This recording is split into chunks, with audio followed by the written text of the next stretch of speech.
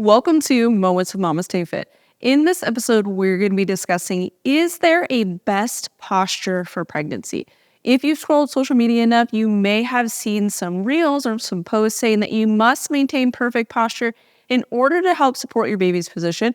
And if you slouch, if you find any sort of quote unquote bad posture, this could impact your baby's positioning and may result in a C-section. So let's debunk this myth and discuss what is perfect posture.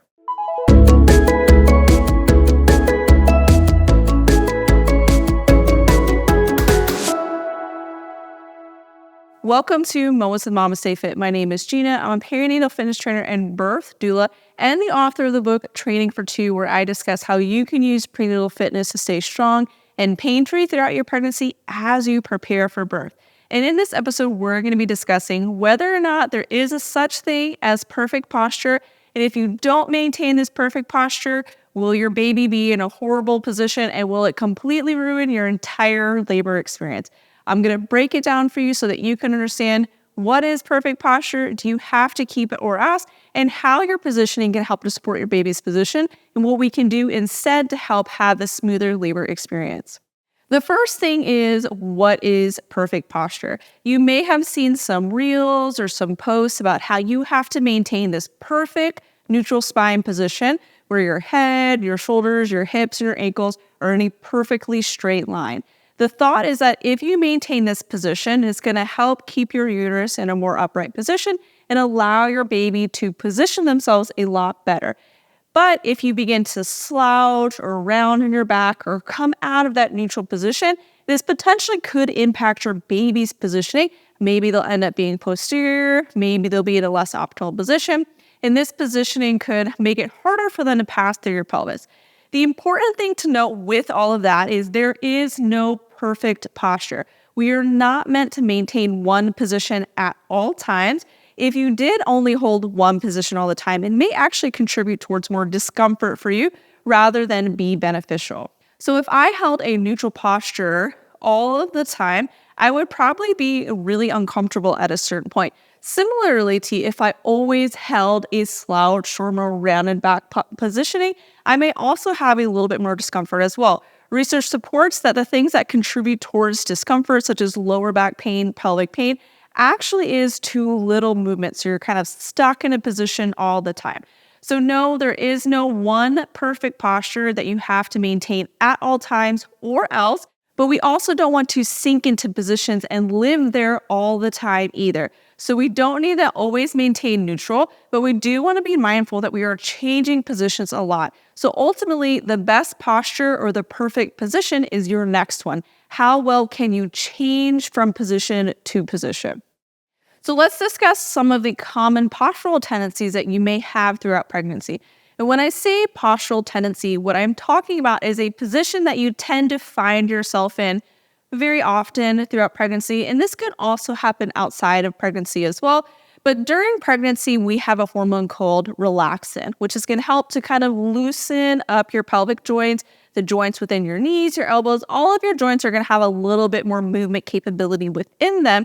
And this is important because we want our big old baby heads to be able to fit through our pelvis. And so during pregnancy, the displacement or how much your pelvis can open and how much those pelvic joints can move increases pretty significantly. And so because we have a lot more joint laxity, we're also going to have a lot more movement happening within those joints. And sometimes this can cause us to sink a little bit deeper into certain positions. During pregnancy, as your belly grows, we tend to favor a little bit more of an anterior pelvic tilt. So the pelvis is tilting forward, and we're going to have a little bit more of a curvature in our lower back. Now, this is called lumbar lordosis, and this is really common throughout pregnancy.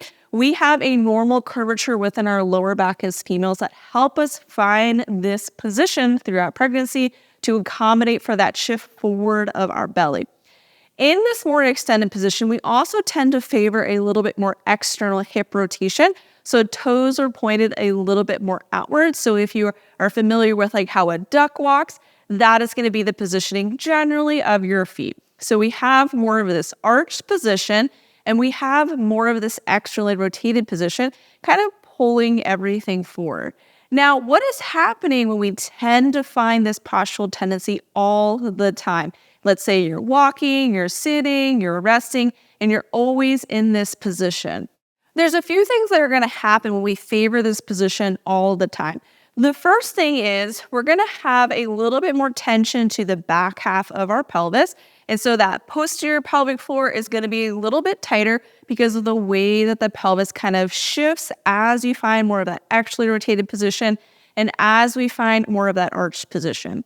In this arched position, it's also going to impact the muscular balance of the muscles that support the pelvis. So we may have tighter lat musculature or the back muscles. We also may have tighter hip flexors because both of those are going to pull the pelvis into this more extended or arched position. And so we may find ourselves almost stuck here because those muscles are so tight that they're really keeping you from being able to find a more rounded butt position. And so during pregnancy, because we tend to favor that more arched position, we want to be focusing on releasing tension in the muscles that are pulling us there and maybe keeping us there. So we can focus a lot on lat releases and also on hip flexor releases. Two of the exercises in the MamasteFit Birth Prep Circuit, which is a free circuit that's available to you, we'll link it down in the show notes below. We're going to be doing a lat release and a hip flex release, and there are some options for your partner to help support you in these as well. For the lat release, the first thing we're going to do is we're going to find a supportive surface like a wall. You can use the back of your couch. Well, we're going to place our hands onto that wall so they're parallel towards one another and they're even with one another. Placing your hands into the wall, your feet are going to be perpendicular. So my feet are going to be facing away or parallel to the wall. I'm going to reach around, so I'm kind of twisting in my upper body to place my hands into that wall. And then I'm going to come into this hinged position. In this hinged position, I want to think that my chest is to the floor. Sometimes we have folks that find more of this like side body opener, but the hands are not even. So really focus on keeping those hands even. And then you should already feel a big stretch in the side body and the lats. Now the hand that's on the longer side, I want you to press harder into that hand and you're gonna feel a really big stretch to that side body. Now, if you're listening to this as opposed to watching the video, go ahead and be sure to head to the YouTube channel to watch the video because we're gonna be showing you these movements as well. So that's one of my favorite lat releases that you can do. You can also do it by kind of hanging on to a bench as well. The next thing is going to be the hip flexor release. So for the hip flexors, these are going to be muscles that are running along the front side of the thigh and on the front side of that pelvis. So come into a half lunge position. We're going to tuck the butt underneath and then push the hips forward. So this slight tuck is going to bring that hip flexor into a more lengthened position. And then that same side arm, you can reach overhead, reach away to feel this big stretch to the side body, and then push that hip forward to feel more of a release. And so we're really targeting that front half of the pelvis. If you need a little bit more support, the hand that is down, you can do this next to a chair, to a couch. You can kind of lean onto it so that way you don't feel like you're falling over. Both of those exercises are going to help to release the lat musculature and the hip flexors, like I said earlier, are two muscles that are kind of pulling and keeping us in that more arched position. Once you release those muscles, you may find that you can find a little bit more pelvic tilting. Maybe you can find more arch and extending within your back. Because again, the best posture and the best position is the next one that you can move into. We're not focusing on maintaining one perfect position, but rather how well can you change position. So can we find neutral? Can we find a more rounded position? Can we find a more extended position? Easily. After we release those muscles, we can do a back expansion exercise, and there's a number of variations that we can do. The first one that we can do is we can come down onto a tabletop position. If you can sit down on your heels, feel free. Otherwise, you can extend in the hips, be more tabletop. The tabletop position, we're going to bring the hands in front of us, and then I'm going to push the hands to round in my back. If this feels a little bit too challenging, you can also come down to the forearms, and we're going to push through the forearms to round in the back. From here, I'm going to big inhale into the back side of my body, or big breath into that rib cage. And then exhale, pull belly to spine, and this is going to help you round a little bit more in that back. So big inhale in the back, exhale, belly to spine. When you take that big inhale, you should feel your back stretch. You may feel a big stretch between the shoulder blades. And then when you exhale, this should help you kind of sink a little bit deeper into that round. When we pull belly to spine, it tends to help us to find a more rounded position because of that abdominal engagement. And so those can be 3 exercises that you can do to help you come out of more of that anterior pelvic tilt in extended position, because this is going to help you to find more of that posterior tilt, that more rounded position, which is going to be incredibly beneficial to helping your baby engage into your pelvis and also to help your baby finish their rotation through the pelvis. So one of the key things with whether or not we have best posture is how well can we create space within our pelvis. And similarly to how there's not one perfect posture, there's also not one perfect position that's going to create space within our pelvis. So the top of the pelvis is going to open more with external hip rotation, so knees wider. It's going to create space more side to side. In addition to a posterior pelvic tilt, which is going to move the junction of the lumbar spine and the sacrum backwards, creating space front to back. And an anterior pelvic tilt or arching in our back is going to change the pubic bone angle to make it easier for baby to engage. In addition, a more extended spine position tends to make it easier to find that external hip rotation. And so if finding that posterior pelvic tilt is challenging because we're stuck in that extended position, then this could make it a little bit harder for your baby to engage or enter into your pelvis. So it's important that we can find that position, and incorporating exercises that release the lats, the hip flexors, and back expansion exercises, which again are all included in the MamasteFit birth prep circuit, is going to make it easier for your baby to enter into your pelvis, which is going to help to support your labor progress. The next thing is that posterior pelvic tilt is also beneficial to help when you find more internal hip rotation. So in a posterior or tucked position, it's easier to find internal hip rotation. One way that I really like to demonstrate this so that folks can feel it within their body is first I'm going to have you bring your ankles out and knees together. This is going to be more of an internally hip rotated position. With that internal rotation, I want you to find more of an arched position and just kind of pay attention to how that feels within your body. Does it feel easier or harder for you to do? And then I want you to find a more rounded position in your back and just pay attention. Does that feel like there's more or less strain in the backside of your body? Commonly, this more arched position, if we try to find internal hip rotation, is a little bit more challenging, but if we have a more tucked position, is much easier to find.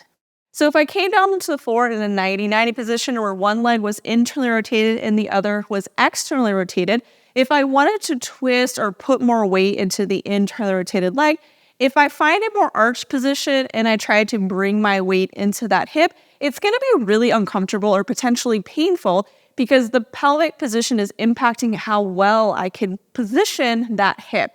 Now, if I find a more tucked position, so I round in my lower back, and then I try to twist and shift my weight over, it may still be challenging because internal rotation is harder for us to do, but it should feel a lot easier than when we have a more arched position. And so this is a big deal of why our pelvic position can influence how well we can create space within our pelvis. And so a more rounded or tucked position is going to make it easier for us to find that internal rotation, which is key to helping us create space in the bottom part of the pelvis. The lower half of your pelvis, so your lower mid-pelvis and your pelvic outlet, are going to open more with internal hip rotation, internal pelvic rotation, which are both easier to with a slightly rounded position. And so if you remember, during pregnancy, we tend to favor a more extended position with more external hip rotation. And so in order for us to find internal hip rotation, or toes more in instead of those toes out, we need to be able to find a more rounded position as well. In addition to toes being out and being more arched, we also tend to put more weight into the right leg. Because of that, we have a little bit of a diagonal shift within the pelvic tension as well. So the right half of the pelvis tends to sit more backwards as the left half tends to sit a little bit more forward. And because of that, we have a little bit of uneven tension within the pelvic floor. So the left posterior pelvic floor tends to be a little bit tighter compared to the right. The entire posterior pelvic floor tends to be on the tighter side because of our common tendencies, but it's a little bit more towards the left. In addition, the right half of our pelvic floor tends to be overactive because we're always putting weight into that right leg, and we tend to stabilize on the right side as well. And so we can sometimes get stuck in this more internally rotated position on the right and stuck in this more externally rotated position on the left. And so during pregnancy, another movement that you can incorporate to help you get out of this stuck position are going to be hip shifts. So what a hip shift is a hip shift is how we are moving the pelvis on the femur. So if you think about your femur as a pole that is non-moving, the pelvis is going to be rotating on the very top of that pole, either forward or backwards. And so when we have our pelvis move towards that femur, we're finding a closed hip position. So the pelvic bone or that pubic bone is moving towards the femur. In addition, this is going to be stretching that posterior pelvic floor, and we're finding internal pelvic rotation, which again is sometimes a little bit harder to find during pregnancy. So in this internally rotated position or this hip shifted position, there's a few ways that we can find it, and it may take a little bit of tweaking and fine-tuning in your own body. So with a hip shift, we can start with the feet parallel towards one another, and then I want you to put more weight into that left leg. So I can lift my right foot off the floor and generally maintain my overall body position. From here, I'm gonna take that right hip and rotate it forward, but as I do that, I don't want my left leg to move. I want it to be this stationary, this solid pole, this brick wall that does not move. So that right hip moves forward, but my left leg does not move. Weight is in that big toe, the left knee is still facing forward. So this is already a little bit of a hip shift. Now maintaining that position, so right hip is forward, left leg is totally fixed, it's non-moving. I'm gonna just shift the hips back just a tad. Now, my left leg is going to be a lot straighter. That right knee is bending and shifting forward. And most of my weight is in that left leg. This is a hip shift. And same thing, if we're feeling a little bit of tension or it's really uncomfortable, find a slight rounding in the lower back and then shift your weight over. So we're shifting our weight to the side and then back as I drive that right hip and right knee forward. But the key thing is that left leg is unmoving as you go. And similarly, if you're listening to only the audio of this, the YouTube video version of this, I'm demoing all of these movements for you so that you can see them. In addition, we do have that free birth prep circuit that you can grab, and it has video demos, pictures, and this is also included in my book, Training for Two. So in that hip shift, all that weight is in that left leg. I would say like 80 to 90% of the weight. I'm going to think lots of weight in that big toe. That knee is almost rotating inwards. And I'm really sinking into that left hip, really thinking I'm rotating the pelvis on the femur. And so if you wear jeans, which I personally do not, but if you did, where you would put your hand in your jean pocket is where we're primarily going to be feeling a lot of this stretch. And now there are a ton of different hip shift variations that we can do. But a hip shift, again, is a closed hip position that is helping to bring your pelvis into internal rotation. And it's going to be helping to stretch that posterior pelvic floor to create space in the lower half of your pelvis. And again, during pregnancy, we tend to favor external hip rotation. We also tend to favor more weight in our right leg. And so this is going to cause uneven tension throughout the pelvic floor, uneven torque within the pelvis. And so these hip shifts can be really helpful to releasing that tension to make it easier for us to shift our weight from our left to our right. So during pregnancy, is there a best position or posture that you have to maintain, or else it's going to ruin your entire labor experience? The answer is simplistically no. There is no one best position that you have to maintain at all times. So if you want to lounge on your couch to watch a movie, if you want to slouch at any point, it's okay. What we do want to avoid is maintaining one position all the time. So we don't want to sink into positions and stay there for like 23 hours of our day. We want to have good mobility and we want to be able to change positions because the best position is your next one. So incorporate a lot of these exercises to help you have more mobility throughout pregnancy. to help counter a lot of these postural tendencies that you may have so that you can move through an extended position, a neutral, a posterior position, in addition to torquing and twisting within your pelvis. And so hopefully this video was helpful for you to understand kind of the nuances of movement throughout pregnancy. The best position is your next one, and we want to have good mobility to be able to change positions. And so if you want more support throughout your pregnancy, check out our online prenatal fitness programs and our online childbirth education course. In our prenatal fitness programs, we incorporate a ton of different hip shifts and a ton of different exercises to help you stay strong throughout your pregnancy, pain-free, and help you prepare for birth. My book, Training for Two, breaks down the concepts and the why behind a lot of our movements, while our fitness training program is going to be the what and give you like a daily and step-by-step workout that you can do. Our childbirth education course breaks down the nuances of childbirth, of navigating your pregnancy, because as you can tell, there is no one best for everyone, for everything. There's different nuances and different things that we have to take in consideration as we are moving through this motherhood journey. So check out all of our programs on our website at mamastefit.com, and you can use code MOMENTS10 to get 10% off any of our online offerings. And then know that you can bundle them together to save an additional 15% off for a total savings of 25% off. So thanks so much for listening. Check out our next mini episode every other Friday. We alternate with our birth stories, educational episodes every Wednesday, and workouts on Tuesdays.